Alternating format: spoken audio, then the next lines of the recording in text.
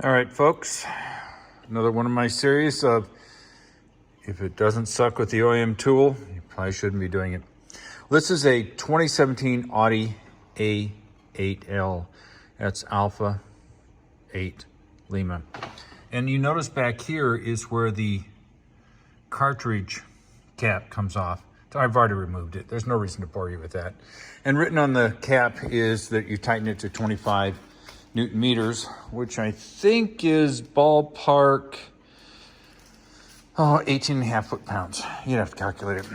I used the suction tool, and 2, 4, 6, 8, and it says 9 liters. I think there was some oil in there beforehand.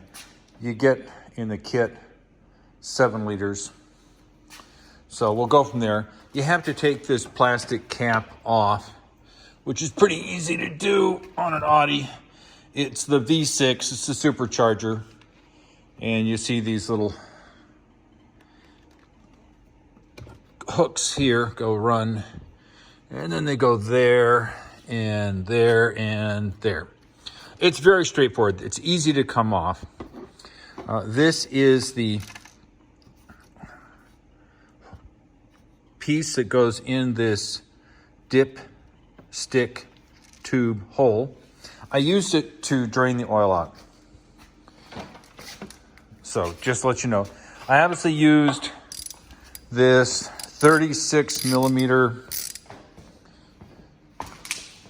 socket to pull the cap off like that. Great little tool. I've already replaced the green O-ring. Just make sure you lubricate it before you reinstall it. This is the old one, doesn't feel particularly hard. This is the old filter. It looks like the new filter. You can see that they're the same. And let's see. This is a man filter. It's a Hotel Uniform 7035 Yankee, or a Hue 7035Y. I like using good filters. I don't see any reason on a car that costs as much as this thing why you're trying to cheap out. So the purpose of today's little travels is to discover if we have to take the splash pan off. It's a pain in the butt. I mean, it's not a killer, don't get me wrong, but it's a pain in the butt. So we're gonna lift the car up. We're gonna see if any oil comes out the drain plug. And if it does, then that's, the way of saying, hey, it's time to, lo and behold, use just the drain plug. I don't think it's going to be that way. The Germans tend to be more suck it out, don't take the pan off, don't use the drain plug. That's not 100%, but it's close enough to be a pretty accurate statement. So we'll see what happens. I'd also love to know where the coolant petcock is drained on this thing. I have looked for, a good 20 minutes. And if there's a petcock down there to drain the coolant on this thing, I certainly can't find it. Only the Germans would be so fiendish as to not put a petcock on, except for a 1999 Cadillac DeVille. So I'll be back. We'll see how it drains. I'm not going to show you filling up the oil or putting the filter on.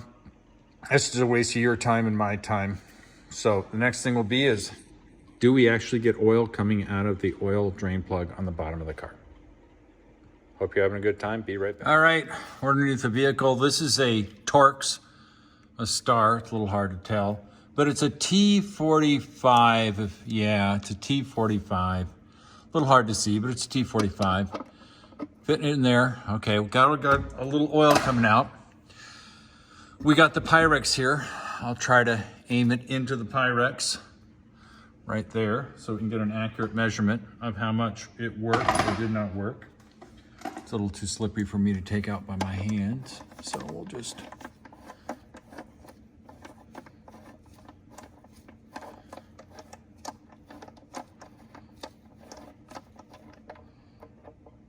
All right, it's going right into the Pyrex. We'll see how much we get. Doesn't look like a lot, may not be a lot, but while we're waiting for it to drain, I always get a replacement crush ring for the oil drain plug.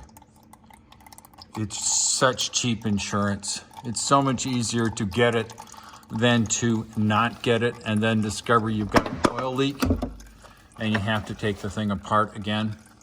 And you can see, hopefully in this, that the crush ring, which is oval in its side dimension, is crushed. I guess that's why they call it a crush ring.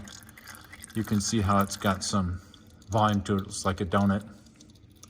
So, we'll check to see how much fluid we got. Oh, we got 250. Yeah, we got about 200. So let's be over generous and say 250, because I don't want to stand here for a day watching it drain to 250 cc's. The thing holds at least 7 liters. That's 7,000 cc's. So somebody do the math. 250 cc's divided by 7,000. Now, if it was 700 cc's, which is basically 3 times 250. I know it's 750, but let's not get nuts. If it was 700 cc's, we'd be leaving 10% potentially of the oil that's in the system. So it's about 3% ballpark. Now, is it worth taking the drain plug off for 3%? You know, if I didn't change the oil a lot, I'd probably say, yeah, it's really dirty. But the oil looks pretty good to me. I know the way I drive. I know the way I change my oil. This car doesn't get abused.